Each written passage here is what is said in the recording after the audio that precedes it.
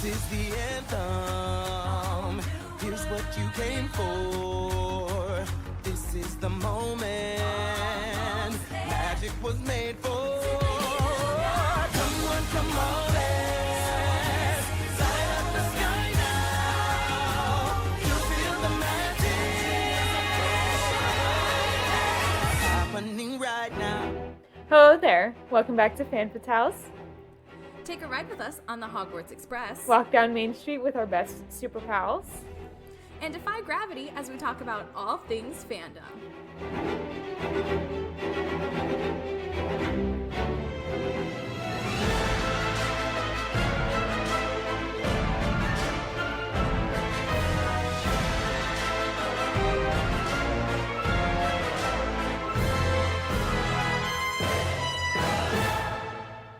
Hello and welcome back to Fan Fatales, a member of the Real Fans Podcast Network. I'm Emma.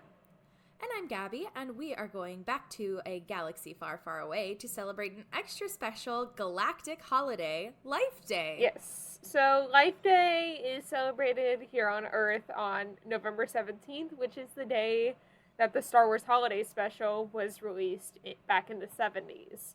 So we're going to talk about the canon and then the holiday special and the legacy of that special. Absolutely, as well as some specials that have been influenced by That's the part of the holiday special. legacy. Yeah. Yeah. So, shall we get started? Yes, in Star Wars canon. So, Life Day was a time-honored holiday observed by the Wookiees on their forested homeworld of Kashyyyk in the galaxy's mid-rim, and the day was marked by the celebration of family, joy, and harmony, values and tenets of Wookiee culture. Yeah, and Life Day celebrations involved a feast and journey to the Tree of Life, which represented the first seed and spark of life on the planet Kashyyyk. And the tree was said to be decorated with crystalline Life Day orbs, and rituals were conducted around it. Yes, and the feast involved shishuk fruits, Worcestershire lice syrup, and most of all, sacred orga roots, which had been forged from the Shadowlands in the days before the celebrations. But after the oppressive days of the Galactic Empire, Life Day became an annual holiday held after autumn that was celebrated by people throughout the galaxy. Yeah, so Sentiments made the holiday their own by employing festive decor, twinkling string lights, unique food and drink items, music, and activities in their celebrations. And together, despite their differences in appearances, people shared the hopes of celebrating freedom and peace, which I think is a beautiful, beautiful way to start the season. Same. I kind of call it more so like Star Wars Thanksgiving. I know people associate the holiday special with Christmas. Yeah, I mean, because there's a lot of it that's very indicative of like Christmas-like things, or like, you know, I mean, winter holiday-like things. Yeah. You know, candles or the lights and the ornaments trees and decorating a tree. Yeah. Yeah, but I think you're right. I think it is very similar, at least, I mean, the values of Christmas are pretty synonymous with those of Thanksgiving. Yeah. I do agree that it's a little bit more on the Thanksgiving-y side where you give thanks for being alive and, you know, together and celebrating what you have. Yeah. And at the end of the day, all celebrants of Life Day gathered to sing songs and were reminded of their dedication, courage, and love for one another, which was the promise of the Tree of Life. Okay, gathering to sing songs. The first thing that popped into my head was the Grinch. Yeah. I watched that movie the other day, the 2001. That one's the best one. We just had a tropical storm go through Florida again. I watched a bunch of Christmas movies that day. I'm sure. I mean, like, you gotta take it where you can. Yep. So, Batuian Life Day, which is from the planet Batu, which is Galaxy's Edge at Disney World and Disneyland. Their celebrations were held subsequent to the Batuian Harvest Festival and preceding Black Spire Day, and festive activities involve a gathering of residents at the Black Spire. Yep. Okay, hearing Harvest Festival, I think of Parks and Recreation.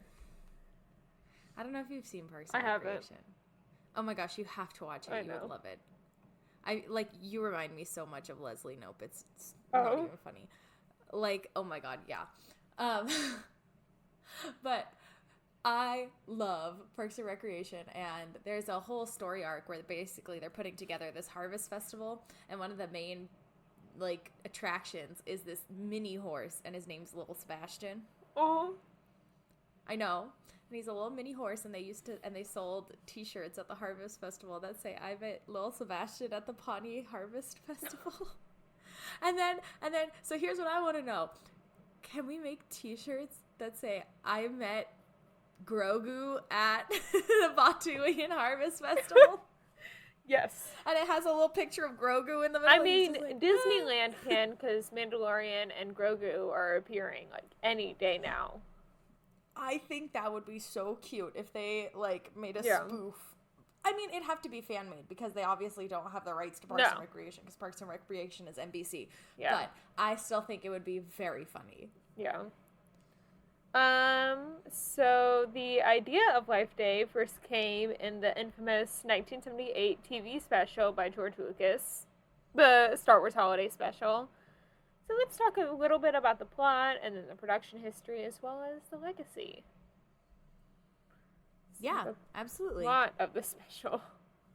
I mean, Have you seen it? Oh man. I haven't seen the whole thing. I've seen a chunk of it, and then I was like, oh my god, I can't watch this anymore, so I turned it off. So the storyline that ties the special together, following the events of the original film, Star Wars: A New Hope, Chewbacca and Han Solo are attempting to visit the Wookiee home planet of Kashyyyk to celebrate Life Day, and they are pursued by agents of the Galactic Empire who are searching for members of the Rebel Alliance on the planet. The big thing about this special is that it introduced Boba Fett and 3 members of Chewbacca's family, his father Itchy, his wife Mala, and his son Lumpy, which they were featured in the Star Wars Lego Holiday Special from 2020, fun fact. I think that's the one that I'm thinking of. The Lego one. The animated one. Yeah. That's the one I'm thinking of. Okay. This is not the animated one, right? No, this is the 1978. Okay, so I'm thinking of the wrong one. Yeah. Sorry. I was like, I don't think that... We were talking about it, and I was like, I don't think this is the right one. The Lego one is a... Same with this one. This one, for half of it, is just Chewbacca's family, doing the, Wookiee noise at each other with no subtitles. For, I love it! half of it. Oh my god! You're telling me it's not on Disney Plus? No.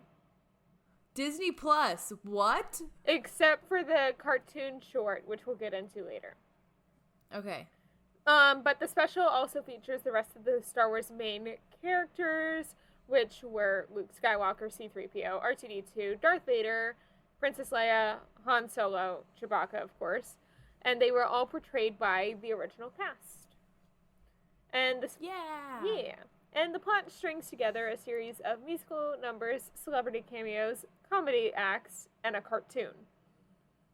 So the music section, because now we're going to go into, music, comedy, think celebrity cameos, maybe? Nope. Music, comedy, and then the cartoon, skits and segments. So the original music was composed for the Star Wars Holiday Special by Ken and Mitzi Welch, while Ian Fraser was brought in to adapt the John Williams Orchestra themes from Star Wars. The special features 4 new songs: "This Minute Now," which was sung by Diana Carroll, And Carol, who is supposed to be an image created by a virtual reality machine, tells Chewbacca's father, Itchy, that she is his, quote, fantasy, end quote, and suggestively invites him to, quote, experience, end quote, her. Yeah, that's creepy. Yeah. Yeah, it's weird. Yeah.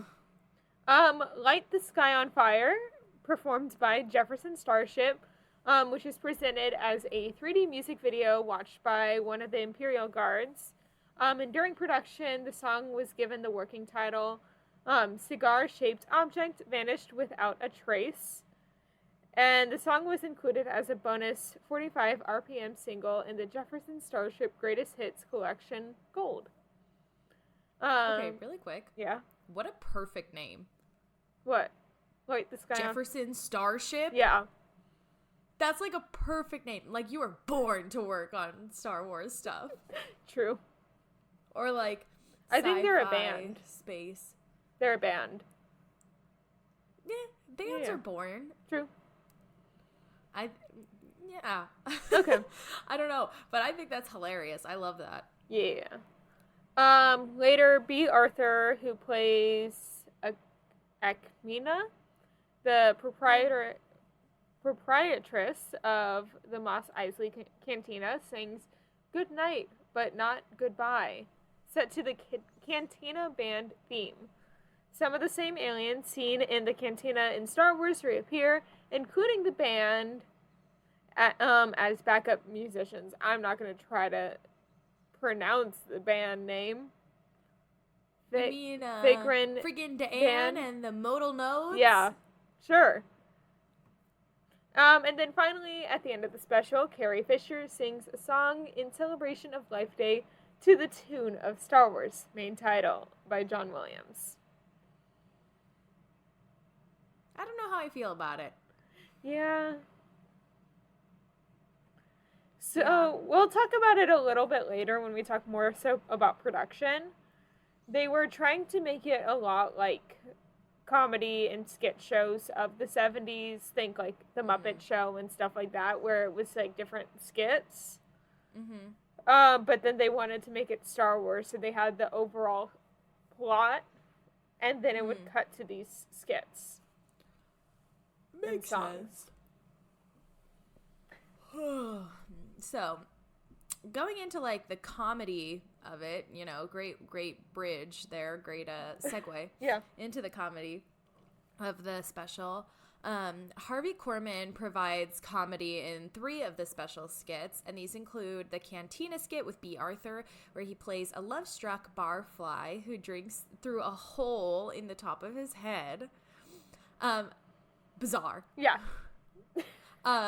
He also performs 2 solo routines, one as Chef Gourmanda and Yes. a four-armed parody of, who is a four-armed parody of Julia Child. Again, bizarre. Have you seen that clip though? It's the stir, whip, Yeah. stir. Yeah. I've seen it. Yeah. It. Yeah. So Chef Gourmanda has 4 arms, which allow her to work much faster than Mala can keep up yeah. with. Yes. So as one of And his last solo routine. sorry, I can't read. This text is too small. His last routine is as a malfunctioning amorphin android named Dromboid in an instruction video, which is watched by Lumpy. Mm-hmm. So, Art Carney has a more integral role in the story, playing a traitor named Zahn Dan on Kashyyyk, who's a member of the rebellion, and he helps Chewie's family. So his segments are also largely played for laughs, and at one point he includes a scene alluding to his character Ed Norton from The Honeymooners, which, I don't know, this it's so bizarre to me. Oh, this whole thing is bizarre. It's just one giant question mark. Yeah. So anyway, he alludes to the scene from The Honeymooners where an Imperial officer demands that he get on with it, quote, end quote. while Carney dallies with a prop, thus introducing the Jefferson Starship performance. Yes. And the high point of the special is generally considered to be the animated segment known as The Faithful Wookiee, which is the first official Star Wars cartoon. It was written by George Lucas and produced by Toronto animation firm Nelvana Ltd., which later produced Droids and Ewoks, to Saturday morning series based on the franchise in 1985 on ABC. And Lucas requested that the visual style be inspired by Moebius. I have no idea what that is. I don't either. The vocal talents of the main Google cast time. were featured. Jean Girard. He was a French artist, cartoonist, and a writer. Oh, okay. I thought it was a TV show. No, it's a TV know. show. Oh, it is. The TV show is Moebius, but this is the guy. This is his style. Oh, I okay. guess.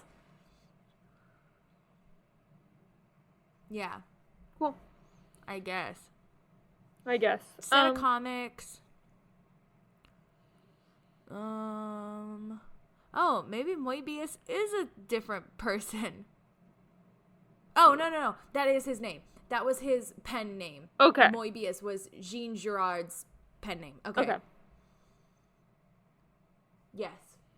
Whose signature blend of psychedelic fantasy and surrealism formed an aesthetic blueprint of modern sci-fi. Okay. Interesting. Yeah. The artwork's really cool. Go check it out if you Google him. Pretty cool. So the vocal talents of the main cast are featured, and it's intended as an in-universe flashback. So Luke is wearing his yellow jacket, similar to his outfit at the end of A New Hope. And the cartoon introduces Boba Fett, whose appearance was based on footage of the unpainted costume from The Empire Strikes Back, which would come out, a couple years later? Mm-hmm. And according to this came out in what, 78? 78. Empire came out in 80. Yeah. So yeah, 2 years later. Yeah. So yeah, it was based on footage of the unpainted costume from The Empire Strikes Back. And according to Nelvana co-founder Clive Smith, their suggestion to scruff up his costume a little bit influenced the character's live-action appearance. The final, that's kind of cool. So they mutually influenced each other. The final costume design made a public parade appearance 2 months before the holiday special aired. The simplified color scheme for the cartoon was later repeated for Fett's appearance in Droids. According to the official Star Wars website, Boba Fett was voiced by Don Franks in the special. And this is separate from the rest of the special, and the cartoon is presently available to view on Disney+. So just the cartoon section. Yes. I knew there was a cartoon in here. I knew it. I was like, I could have sworn there was a cartoon. Okay. Yeah. So now we're on to production history. Yes. There's a decent amount of production history. It's a good chunk. Yeah. So, near the end of 1977, various Star Wars themed variety segments, such as those on Donnie and Marie and The Richard Pryor Show, had brought a surge in ticket sales for the original films, which was still in theaters. Additionally, Lucasfilm had been under pressure from various licenses with ideas for products, among them CBS, who suggested a full-length variety special. So, among this climate, Lucas became convinced that such a project would sustain interest in the franchise until the release of The Empire Strikes Back in 1980. And so, publicity director Charles Lippincott told Vanity Fair in 2008 that, quote, "We wanted something that was going to make us different in variety shows. We didn't want the same old, end quote." Yeah. So now we're going to get into the scripting of the Star Wars Holiday Special, which is surprisingly a lot for this to not really have a script.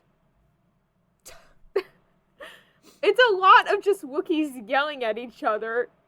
Just going. Yes, Yeah. and the one thing I wish with the holiday special is they had subtitles for the Yeah. Wookiees. Especially because a huge chunk of it is just Mala, Itchy, and Lumpy. Here's my question. What if you turn the subtitles on? Does it just say Wookiee noises like it does in the movies? I think so, but it's also not on Disney Plus, so we won't really be able to tell. There is a mean, you could YouTube clip floating around of it, and it just says Wookiee noises. That's annoying. Yeah.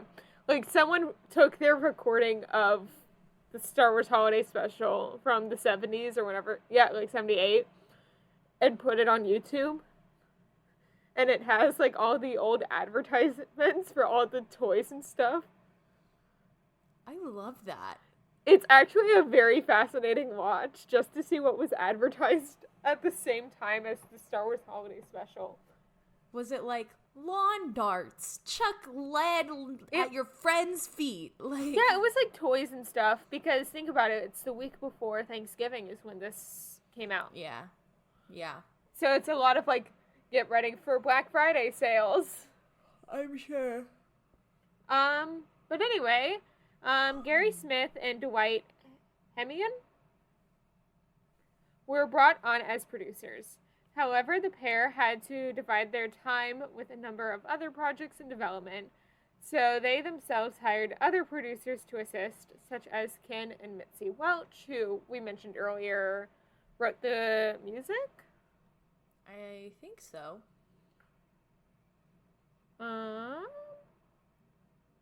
Yes, they wrote the music. I was right.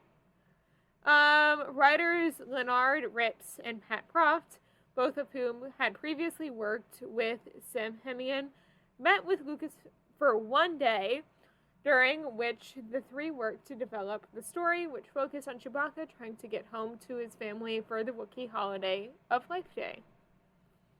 Yeah, so one of Lucas's discarded ideas for A New Hope was to begin the film within a Wookiee household. So the main body of the film would have been presented as a story told to a Wookiee child by its parents. Yeah. So during this time, he also considered making films outside of the saga, one of which would have centered around the Wookiees. Yes. So Lucas allowed the crew to access a large collection of his notes on Wookiee culture, which were developed for the original Star Wars film. Which is so interesting that we still haven't gotten anything around Wookiees besides, like, the creation of Life Day. Isn't there a TV show? Oh, no, Droids and Ewoks. Yeah, there's Ewoks, but not Wookiees. You're right. I find that interesting. They made a bunch of Ewok stuff. There's that one Wookiee in the Clone Wars. There's two, because doesn't she help out Chewbacca at one point, Ahsoka? Yeah, but Chewbacca doesn't count. He wasn't originally mentioned in it. True. Chewbacca exists already. There's that one little kid. Yeah. The little baby one. I loved him. I can't remember his name, but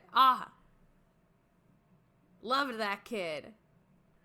Director David Okumba showed Lucas the 1976 Nelvana film, A Cosmic Christmas. Lucas liked Nelvana's style of animation and asked them to work on a segment in the special. And Clive A. Smith developed an 11-minute story concept, which he presented to Lucas in early 1978. Yes. I like to believe it's still the 11 minutes, just padded with the comedy special and music and cartoon. He's like, okay, so we're going to do this, and then we're going to do this, and then we're going to do this. Yes. And that's all we got. Yes. And he's like, well, that's only 11 minutes. And they're like, well, we'll fix it. We'll add more stuff. And it's just, Yes. That's what it is. It's 11 minutes of story, add more stuff. Yeah. So Lucas proceeded to work with Smith on streamlining the story, why? The story is already streamlined so much. I know. Which introduced the character Boba Fett, who was modeled after Joe Johnson's sketches, as well as Ben Burtt's VHS costume test. So, like Smith Hemmon, Lucas attended a few, subsequent production meetings, but was pretty busy with The Empire Strikes Back and other projects, so he wasn't super involved. Yes. In fact, in 2014, Star Wars producer Gary Kurtz commented on the situation, quote, "It did start out to be a lot better with a different script. We had half a dozen meetings with the TV company that was making it. In the end, because of work on promoting Star Wars and working on the next film, we realized we had no time, so we just left it to them and just had the occasional meetings with them, provided them with access to props and the actors, and that was it." End quote. That's the biggest freaking mistake they could have made. Because it could have been a really nice story. It really could have been a really nice story, and there's It has- elements of good stories. Yeah, it has the framework. It has the potential to be a really great story. Yes. However, we just have this. I mean, hey, this came out, 1977 is when A New Hope came out. This came out the Christmas after A New Hope. Or after, the year after it came out. So, like, at this point, we have to think, people still didn't know Vader was Luke's father. Nope. Like, stuff like that is just mind-blowing with this holiday special. There was a Thinking about time that people thought Han Solo was going to be frozen in carbonite forever. That was not yet, though.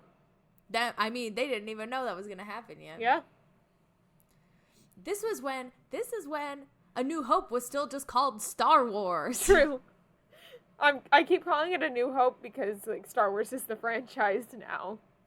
Yeah, because, I mean, to us, we have to specify because otherwise people will be like, which one are you talking about? Well, obviously it's A New Hope. None of the other ones are out yet. But, Yeah, but at this point in time, it was just one movie. It was just Star Wars. That's it. Yeah. Rips and Proft wrote an outline and first draft based on Lucas's notes, but since the show was targeted at a family audience, they tried to avoid writing any violence into the special. Which is interesting because it's called Star Wars. Yeah. Also, like, did they not see the first movie? Like, what? How are the families supposed to know what's going on if they didn't see the first movie? Because it's all tied together. Like, let's think about the first movie. The first movie we see Uncle Owen Uncle Ben. or Uncle Ben. I mean, Uncle Owen. No, yeah, Yes, Uncle Owen. you're right. Sorry. Thank you. I was like, no, that's Yeah, Uncle Owen and Aunt Beru. Yes. they're burning bodies and like skeletons in A New Hope, Yeah. and yet they didn't want any mean- violence because they were targeting a family audience. Yeah. I mean, in the first movie, how many people died just in that? Just on the Death Star. Yeah, They blew up Alderaan. Like. yeah, I forgot that was in the first one. Like they get stuck in the trash compactor. It literally happens within the first 10 minutes of the first movie. I know. Darth Vader's all, wah, ha, ha, ha, Alderaan. Yeah, Maybe not first 10 minutes, but like relatively early in the Yeah. film. And Leia's like, gah, and then, you know, the rest of the story. yeah. But, oh, they get stuck in the trash compactor? That's scary. Yeah. So anyway, after all of that, the script was then given to Bruce Vilanch, who was unsure of how to write for characters who did not speak human language, which is fair, believing that it would turn out to be, quote, one long episode of Lassie. I love that quote. Because that's kind of how it feels. Yeah. So, to offset this, Vilanch came up with many of the variety aspects of the special, which,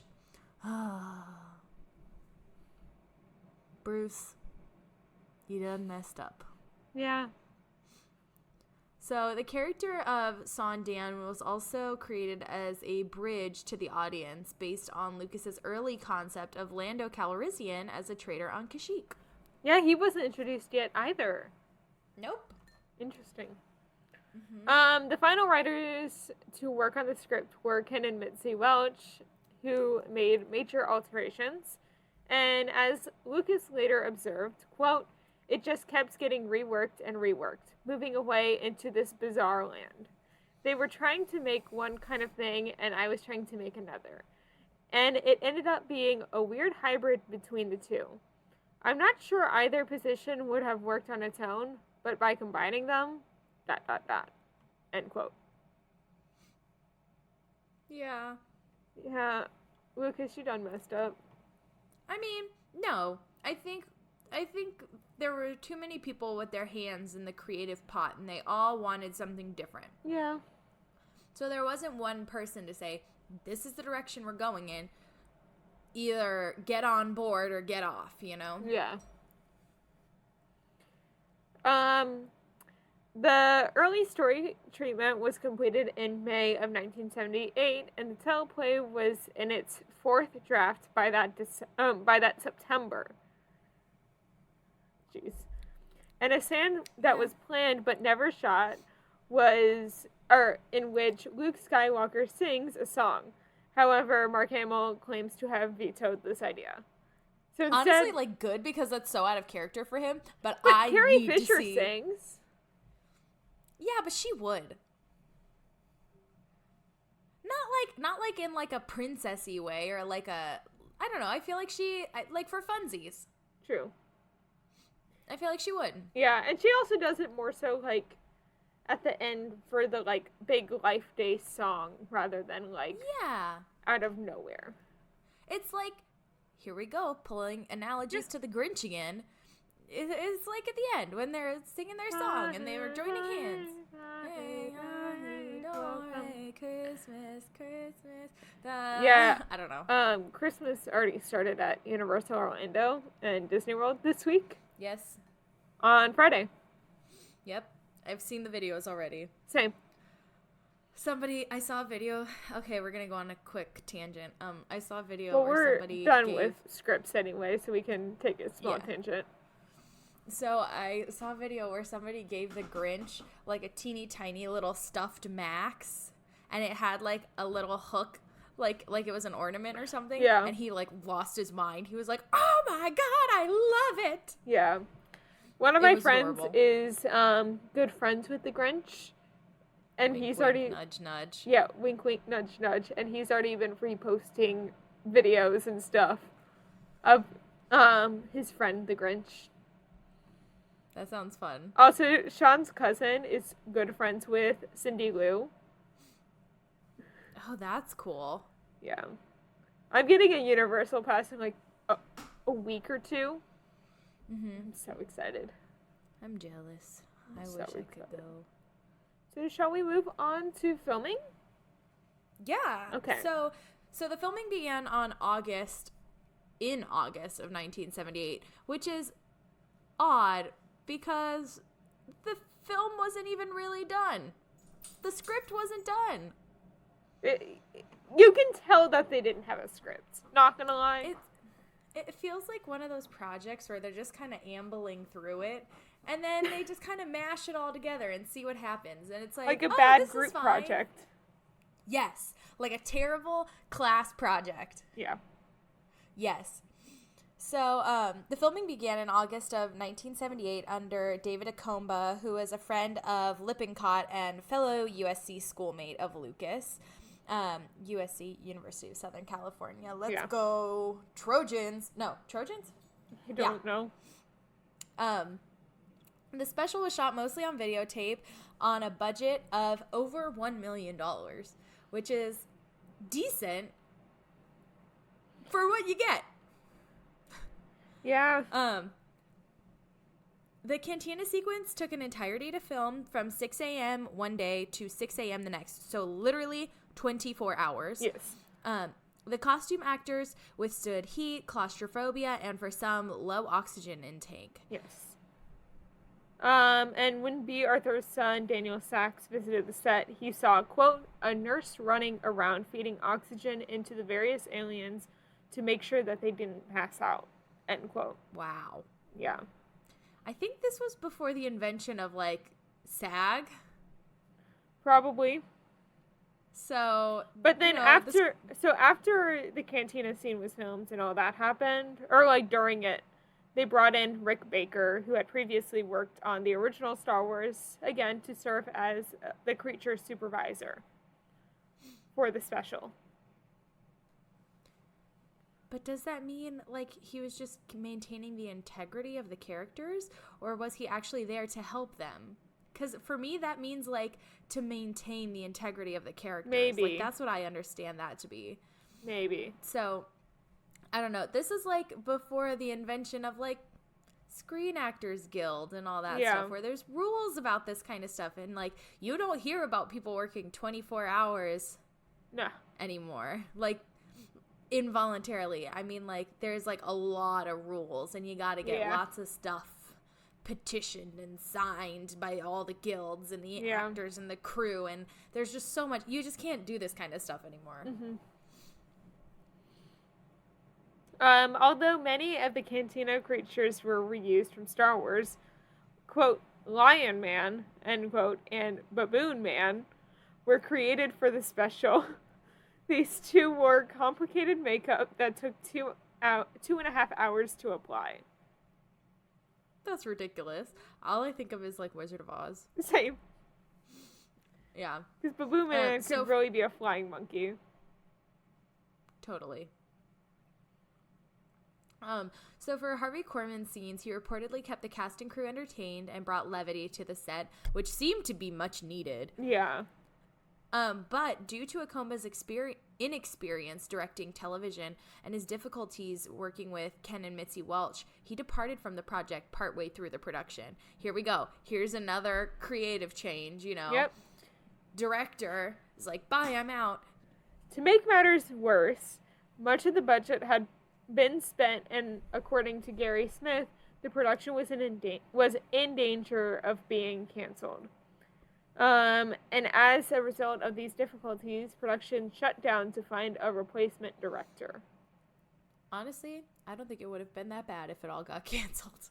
No, Might have been a waste of time and money, but... Yeah. This was a waste of time and money, though. Them releasing it. But then, we wouldn't have the dumpster fire that is this special. We wouldn't have gotten introduced to Boba Fett until Empire. And his costume probably wouldn't have been as... detailed? As detailed, I guess. I don't know. I want to know what his costume would have looked like without the influence of the cartoon. I mean... Because they obviously chose it was just like the color scheme, probably. Yeah, they said they chose the color scheme and they chose, like, to weather it a little bit, which, like, makes sense. Yeah. I mean, like, your blank model wouldn't be super weathered. You would do that in the paint, and you would do that, like, in the actual I'd imagine they would have still weathered it, but I wonder if the costume palette, or colors. The color palette would have changed. Maybe. That would be interesting. Can you imagine, like, a purple Boba Fett instead of the green? No. Exactly. I think Jango Fett looks weird. Like... With the blue? Yeah. Yeah, a little. So, anyway. Gary Smith then asked Steve Binder, who is a former colleague, to step in as a director. And when Binder began shooting in September, he found himself on a project that was way behind schedule and way over budget. Quote, when I got called in, they had already started production and shut it down because they had spent all their budget and only shot a fourth of the show. So I came in as kind of a firearm. I got the script on a Friday and I started shooting on a Monday. When I saw the script, I saw the first 10 minutes with the Chewbacca family was just subtitles, and I thought, uh-oh, we're going to be in trouble. But I had no say in changing anything at that point. I just had to get it shot, end quote. So Lucas gave Binder a, quote, Wookiee Bible, end quote, which contained all the information he had developed about the species. Which, honestly, like, show Bibles and, like, character Bibles aren't actually that uncommon in TV and films like this. Like, I've been listening to a lot of a lot of podcasts about The Office and about Parks and Rec, and they all have this sort of show Bible that covers the history of all the characters, their story arcs, like necessary information about the location and the characters. And J.K. Rowling even did that for Chris Columbus. He mentioned that in the special from, earlier this year? The 20th anniversary special? Yeah, New Year's. That she pretty much created a whole rule book for Quidditch. For Sorcerer's Stone so they could film it.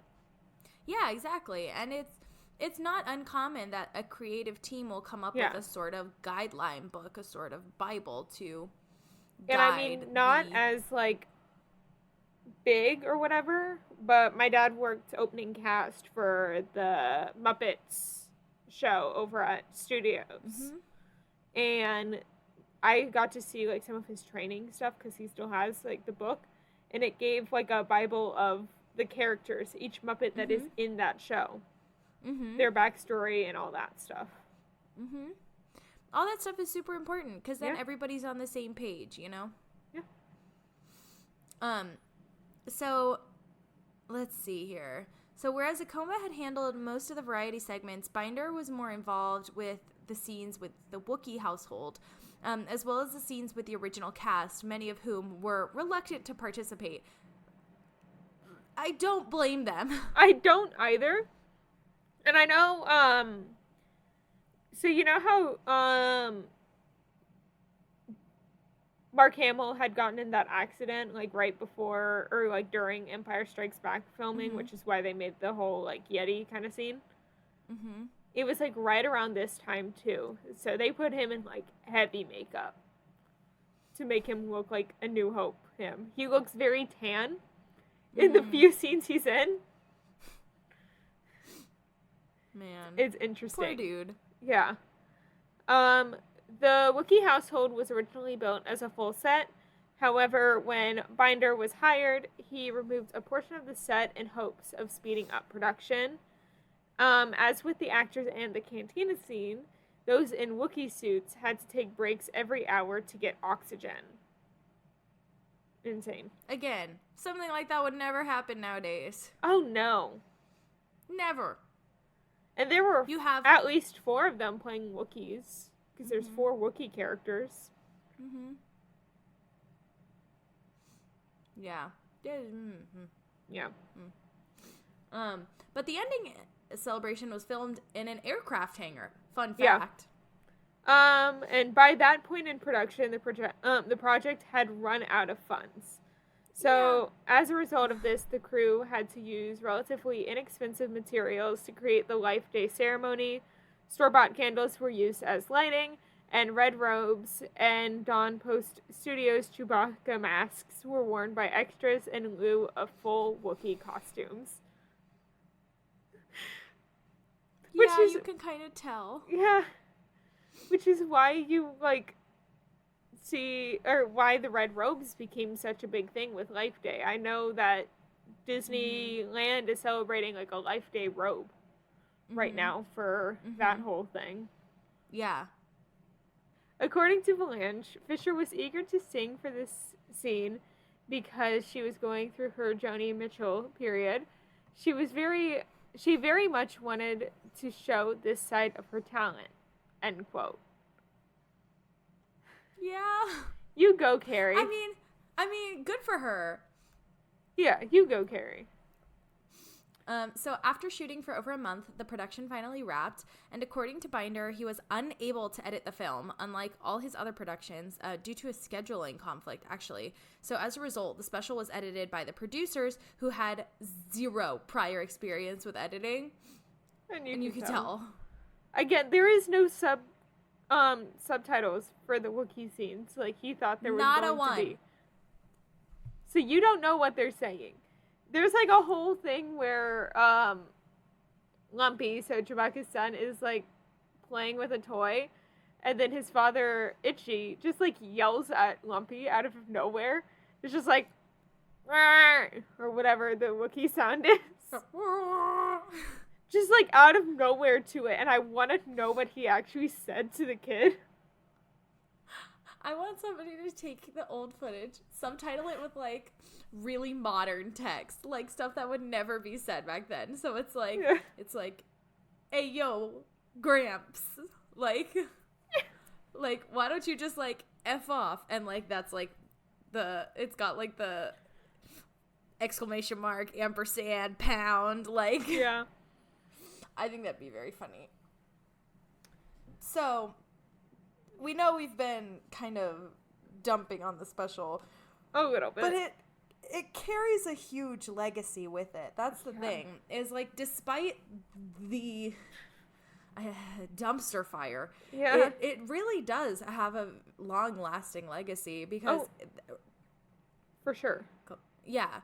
And, I mean, it was screened at the Library of Congress in 1990. The Star Wars Episode 3, Revenge of the Sith, art department used the holiday special to aid in designing the look of the planet Kashyyyk when they go. Yeah. It was mentioned in the 2005 ABC family movie Chasing Christmas. Weird Al Yankovic's 2006 music video for his song White and Nerdy, which was a parody of what's that song? Riding by Chamillionaire? Is that who sang that song? Yes. You know, that's what it says in the notes. So anyway, White and Nerdy, right? Weird Al Yankovic. It's that song. Shawty got me riding dirty. That's the original song. So anyway, Weird Al dressed as a nerd playing a gangster for what appears to be a paper bag full of drugs. And Yankovic opens the paper bag to reveal a videotape of the holiday special. Yeah. A big one for Star Wars The Clone Wars fans, C-3PO was animated in a style that pays homage to the animation style of the animated segment from the special. So, like, that's pretty cool that they, like, kind of use inspiration from that to create Clone Wars. Yeah.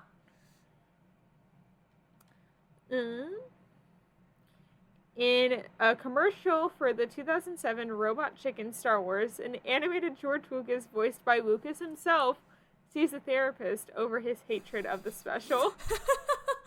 Love. And then, according to Star Wars Detours writer Brendan Hay, Lucas later screened the holiday special for the writing staff of that show. Robot Chicken Star Wars Episode 3 features a skit similar to the holiday special in which Han Solo and Chewbacca visit the latter's family on Kashyyyk. That's great. Yeah. On December 10th of 2007, humor website Rift Hacks released an audio commentary for the special, recorded by former MST3K star Mike Nelson. Stars. There's multiple. Mike Nelson, Bill Corbett, and Kevin Murphy. Yes. On December 20th of 2007, ABC's Nightline covered the special on television and on its website. Throughout the week of November 17th, 2008, StarWars.com celebrated the holiday special's 30th anniversary by posting a number of holiday special related articles and offering trade cards based on the special to Star Wars shop consumers. Features included interviews, photo galleries, and an animation Animaniac, as well as the Los Angeles Times and NBC, both running articles on the special's anniversary. The Paley calendar held a poll from November 10th through December 3rd, for which the top 5 holiday specials would be screened at the center between December 10th and 24th. And lastly, the Star Wars holiday special placed in the top position with 59% of the vote. So, pretty impressive. Yeah. Menace of the Sith, the second episode of LEGO Star Wars The Yoda Chronicles, had a similar scene in which Cad Bane interrupts Chewbacca's family sitting below a banner that reads, Happy Life Day. Aww. And for the Mandalore plot, a 2010 episode of Star Wars The Clone Wars, the Death Watch members' helmets were based on Boba Fett's helmet design from the holiday special in the Droids animated series. In 2011, the TV series Glee had a tribute to the holiday special in the episode Extraordinary Merry Christmas. In 2012, Futurama episode Zap Dingbat had a sequence parodying the holographic dancing sequence. And in 2014, an episode of The Simpsons entitled I Won't Be Home for Christmas begins with the characters watching the Cosmic Wars holiday special, which we all know what that is. Yeah. In December 2015, Funny or Die released a, quote, new holiday special based on The Force Awakens. Also during this time, the cast and crew of The Force Awakens were interviewed about the original holiday special. Love it. Yeah. On May 26th of 2016, Andrew Lincoln and Norman Reedus I think it's Reedus, yeah. of The Walking Dead parodied the holiday special in NBC's The Red Nose Day special. Episodes of the... Sorry, go ahead. Episodes of The Goldbergs 2016, Supergirl 2017, and The Big Bang Theory 2018 also referenced the special. On December 14th of 2018, a, quote, special opened at Theater of Note in Los Angeles, and the play was loosely based on the real-life making of the special, which I would love to see. Yeah, that would be great. Yeah. The script for Solo, a Star Wars story, includes a reference to Itchy, spoken by Chewbacca in, oh gosh, Shriwook, Yeah. which is the Wookiee language. According to writer John Kasdan, he tried to put additional references in the film. Oh, that's it. Yeah. Likewise, the special inspired elements of the Disney Plus series, The Mandalorian, and Good Morning America showed a clip of the animated segment while interviewing showrunner Jon Favreau about this. And in late 2019, Favreau even expressed interest in making another holiday special. The Lego Star Wars Honestly, I would love to see Grogu and the Mandalorian celebrate Life Day. Santa hat almost thing. Mm-hmm. And Grogu makes him wear like a little reindeer headband or something, and he's just like, That reminds Tell me me, that- like, that's probably something that Trooper Mom is going to do soon. oh, absolutely. Trooper Mom's videos are 10 out of 10. Yeah. The Lego Star Wars Holiday Special debuted on Disney Plus on November 17th of 2020, which was 42 years after the release of the first one. Mm-hmm. And it features a Life Day celebration involving characters from the sequel trilogy. It includes elements inspired by the original special. The whole plot of it is like Rey going back in time and seeing like other Jedi Masters and their apprentice and Yeah. stuff. This one's also kind of bizarre. Yeah, it really is. The only good thing is it proves that Finn is a Force user. Yeah. Yeah. On December 10th of 2020, during Disney's Investor Day, Marvel Studios had Kevin Feige announce that Guardians of the Galaxy director James Gunn was going to be directing and writing the Guardians of the Galaxy holiday special for a December 2022 release date, and Gunn was inspired by the infamous Star Wars holiday special, which he unironically loved as a kid. Good for you. So, honestly, I feel like the style of this special so much more fits the style of Guardians of the Galaxy than it does Star Wars. Same, which is why I'm like kind of excited for it, not gonna lie. Yeah, because I feel like it could be like Quill telling a story or Yondu telling a story, like narrating it, and like Quill and like the others all interjecting their own stories, and like we see all the stories. I think that would be so funny. And we know it's in between Thor, Love and Thunder and Guardians 3. Yes. Line-wise. We talked a little bit about it last week. Oh, shoot. That means Yondu can't narrate it. No. Okay, so Quill narrating it and all the others, like, throwing in their stories. Yeah. So, that's kind of it. That's the legacy that it holds, and that's there's a ton of people out there who unironically love the holiday special. They think it is like fantastic. We are not two of those people. No. But it's still great. There. It's still great. It has an undeniable impact culturally. So, Yeah. I don't know. That's kind of my takeaway from today. Same. You want to get into some fandom news? Sure. The Music Man has extended its Broadway run by 2 weeks and will now close on November 15th, which we are annoyed by. Yes.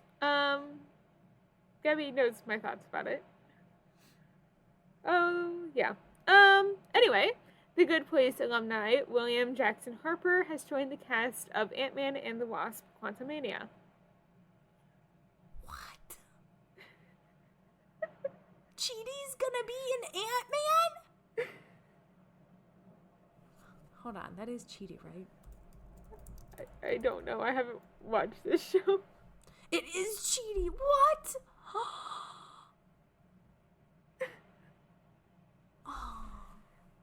You get to do another alumni cast thing later.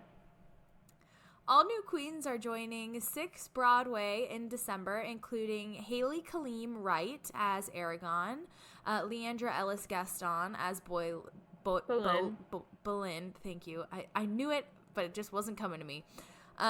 Bella Coppola as Seymour, Lana Zoe Jensen as Cleves, Nasia Thomas as Howard, Taylor Iman Jones as Parr, and more. Warner Brothers' new leadership has reported wanting more focus for the film studio efforts to be on IP and franchises like Harry Potter and Superman. What does this mean? I think this means we're getting more spinoffs, which I really don't want it to happen. No. Here's the thing. Why? I mean, I get it.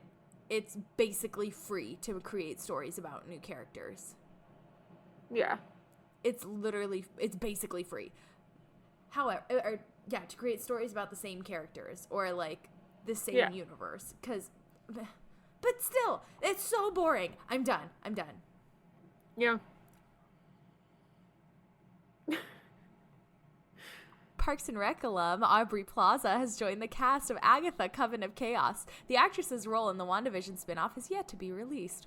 Funny how I just mentioned Parks and Rec earlier today. I know. I knew that this was coming, and I knew I gave you that fandom news, and I was like... I do love Parks and Rec. Yeah. Universal Orlando Resort will soon begin work on bringing exciting new family entertainment that will immerse guests in the adventures of beloved animated characters. To make way for these new additions, Fivel's Playland, Woody Woodpecker's Nut House Coaster, Curious George Goes to Town, DreamWorks Destination, and Shrek and Donkey's Meet and Greet will close on January 16th of 2023.